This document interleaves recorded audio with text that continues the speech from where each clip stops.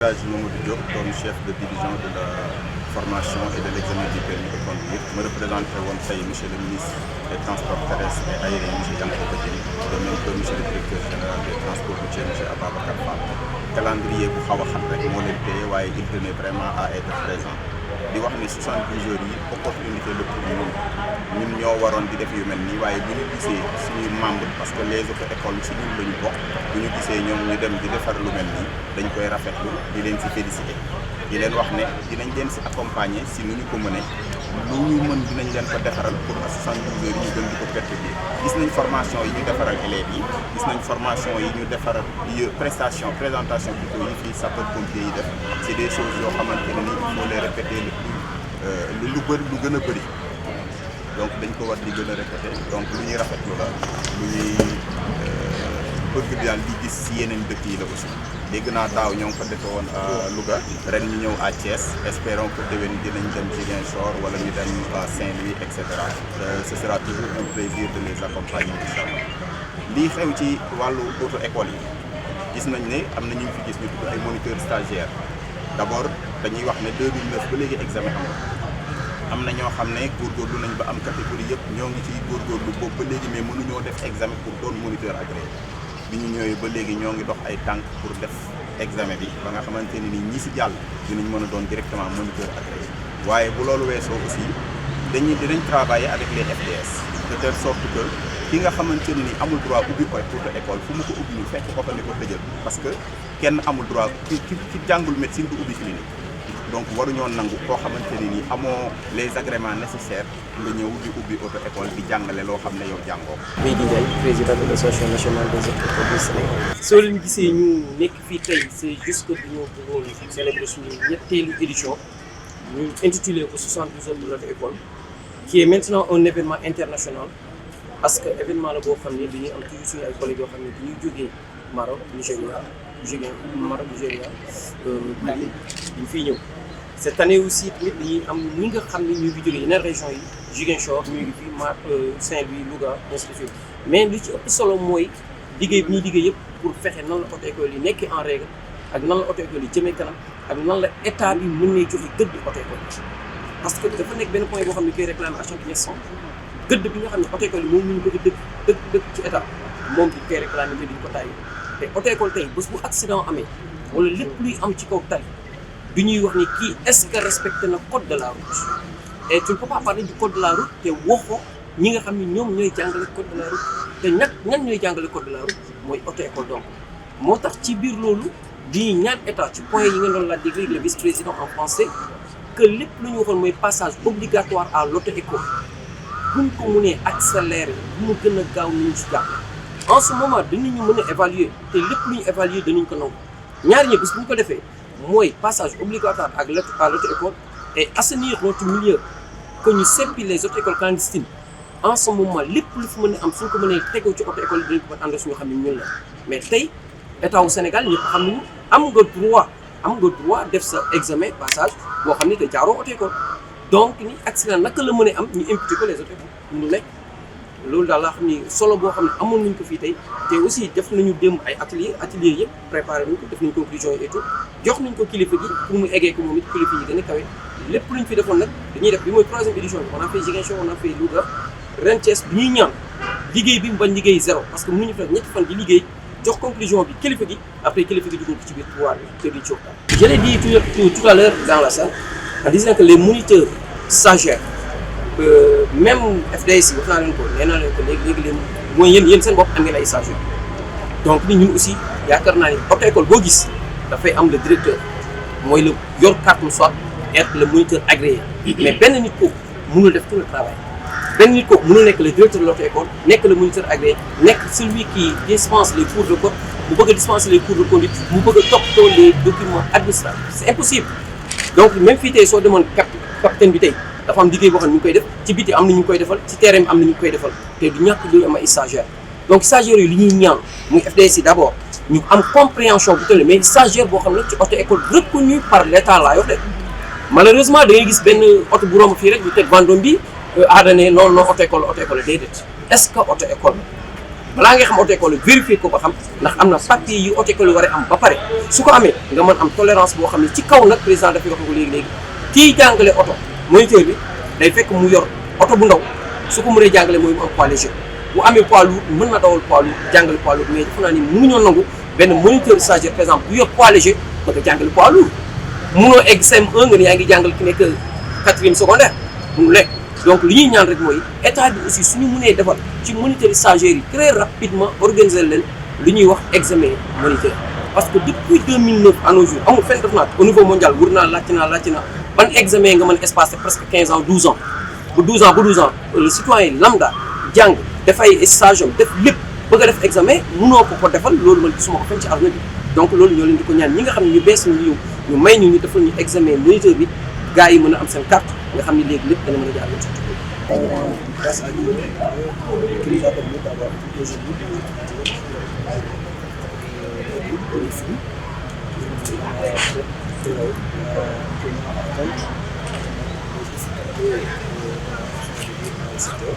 Inch'Allah, comme l'a cité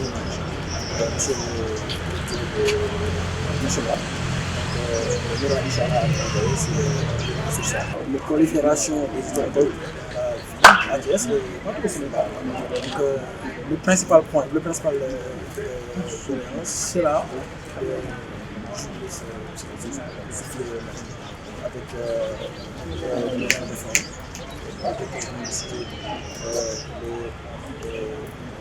avec un nouvel dépôt de dossiers pour censé avoir un répertoire des écoles, après faire le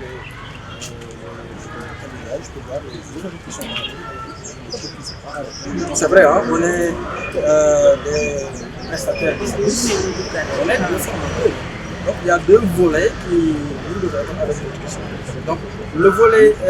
si vous voulez, lucratif, c'est mais la plus importante partie, c'est la formation. Parce que c'est la formation qui détermine sur la performance du conducteur. Notre école, c'est de former le candidat. On le rappelle toujours. Ce n'est pas le candidat qui livre le candidat, mais c'est le candidat qui forme le candidat, qu'il présente à l'autorité étatique, qui est le ministère des Transports, afin d'obtenir un permis de conduire. Donc, c'est la formation qui est la base du tout. C'est la formation qui est déjà notre leitmotiv. Donc,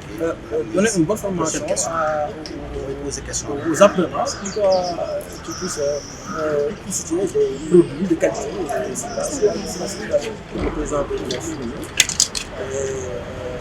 On demande aussi à l'autorité de créer des conditions trouver une qualification des stagiaires en attendant l'organisation d'un examen chez le directeur de la République stagiaire. Donc il y a une préparation en vue d'une au moins d'absorber cette partie-là de l'unité de stagiaire, de donner la plénitude d'être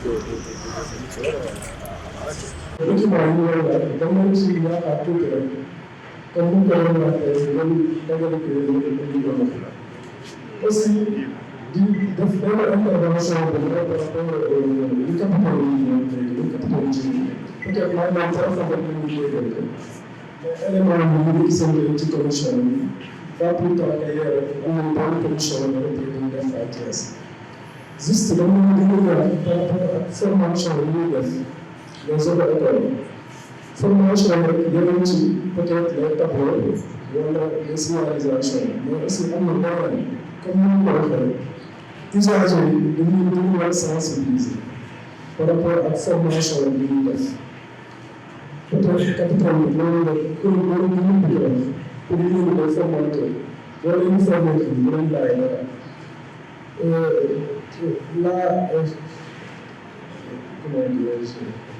la limitation ñu bëri ñu ñëw émission wala laajee limitation xamuñu ko donc ñun yëpp dañ koy di war a rappeler les élèves donc bu doon bëgg parce que je sais que le discours bi dafa gudd damay donc après ñu fi autorité ñoom ñu def incha allah. mais mën naa remercier jaajëfal ñi nga xam ne am nañ coono boo xam ne daj nañ ko ci événement bi kilifa yi nga xam ne Dakar dañu jógee tey mën naa ne tey soo demoon Dakar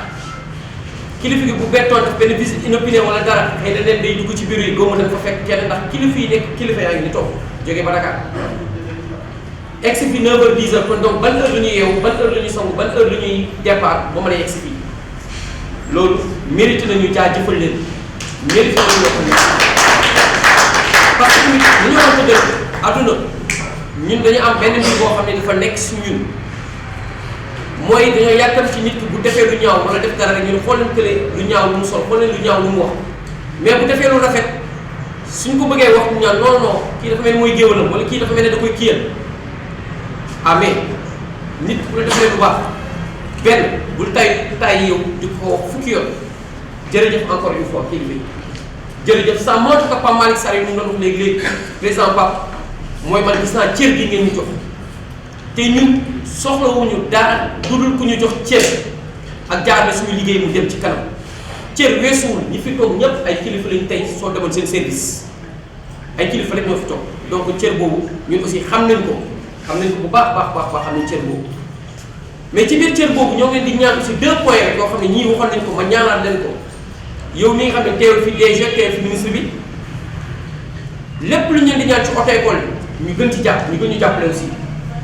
ñu gën a jox leen seen ay gëdd waaye dafa am ñaari points yoo xam ne boobu ba léegi ñoo leen di ko ñaan ñaari points te yaakaar naa ne yéen aussi bokk na ci seen mission ba pare mu nekk lu gàtt mu bañ nekk lu gudd mooy assainissement wu auto école yi il faut que ñu xam kii il faut que ñu xam ñan ñooy ñan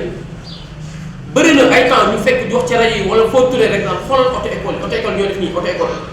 waaw mais auto école est-ce que auto école mën na la romb teg benn vendome ñu bind ci auto école rek yow doo xam da nga naan auto école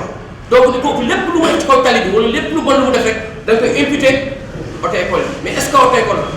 mais ñun mënuñu defal suñu bopp police ñun mënuñu àtteel suñu bopp mënuñu defal suñu bopp gendarmerie lan la ñu mën mooy clamé ak kilifa yi ñoo ñu jàppale ñu si donc bëgg nañu ngeen assainir ñu auto école yi sonn nañ ci trop ci loolu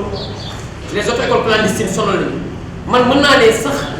ñii ñoo ngi naan Dakar mais yaakaar naa ne li ëpp région de Thiès la particulièrement département de Mbour sonal nañ ci trop foofu loolu la fa lu ñu mën a yegg wax nañu waxat nañ seen kanam beneen bi aussi je pense que commandant mi ngi fi capitaine mi ngi fi ñu leen di ñaan benn mbir directeur bi mënul def tout ce qui est administratif mënul def jàngale code mënul def jàngale conduite donc ñii ngeen dimbali ñu si baax ñu am tolérance bu doy ni ñoom ñu mën ñu defal ay cours de conduite yéen nag autorités yi nga xam ne ci ñun ñu bokk suñ ñu mënee sax confectionner ay badge yoo xam ne auto école bu nekk dina mën présenter ay moniteur stagiaire ñu mën présenter ay badge yoo xam ne dina mën dimbale ñoom it ak FDS yi ci kaw tali yi pour mu gën a jaar loolu daal dama ko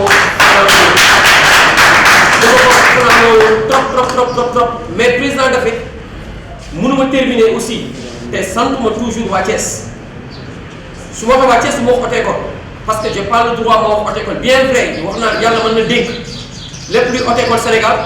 yàlla mën na dénk aussi luy association nationale des auto écoles du Sénégal ANAS yàlla mën na dénk aussi amicale des moniteurs de la région de Thiès mais man waxuma auto école mais njaboot ñi dëkk Thiès tey am na gis naa fi tey ñuy wax les facilitateurs ñoom Fallou ñu ngi fi gis naa fi ñeneen ay enseignants ñu ngi fi waa IEF depuis démb ñu ngi fi donc ñooñu aussi Thiès lañu bokk dañoo ñëw dooleel ANAS dañoo ñëw voilà waa suñu kii ñi nga xam ni ñoo ngi à l'étranger depuis Maroc Marrakech mën nga ko woon gars yi ñoom ñu ngi suivre nii dafa nekk hôpital mais xelam ak xolam yëpp mi ngi fii si ñun moom auto école la yor Maroc moom mooy président wu auto école yi nekk yi Maroc Bajuri moom suba ba léegi mi ngi woote pour mën rek wax leen ni xelam ak xolam yëpp ñu ngi ci waa Guinée aussi ñoo ngi doon woote pour ñëw fi Côte d'Ivoire Nigéria ak Mali ñoom ñëpp peut-être bi ñuy am ay doom de tuuti mais Bajuri ngeen baal ko benn affaire il m'a dit la fois passée mais président est-ce que les moniteurs de Thiès ou bien au Sénégal les Sénégalais ne vont pas penser si je viens passer à cause des bisbilles qu'on a traversées par rapport au final à la finale mais je pense que ce n'est pas ça monsieur le président on sait très bien que vous voulez participer à cet événement mais ainsi fait on va accepter la volonté divine on sait très bien que vous êtes un peu souffrant et on vous souhaite aussi bon rétablissement. On est de tout cœur avec vous et on ne pensera jamais que vous avez refusé de venir parce que des gens de match de football, ça ne nous concerne pas. Ce qui nous concerne, c'est que vous êtes nos collègues et on vous souhaite un bon rétablissement. Merci beaucoup, M. Badjiri. Donc, nous sommes président d'affaires, di santaat ñëpp di gërëm ñëpp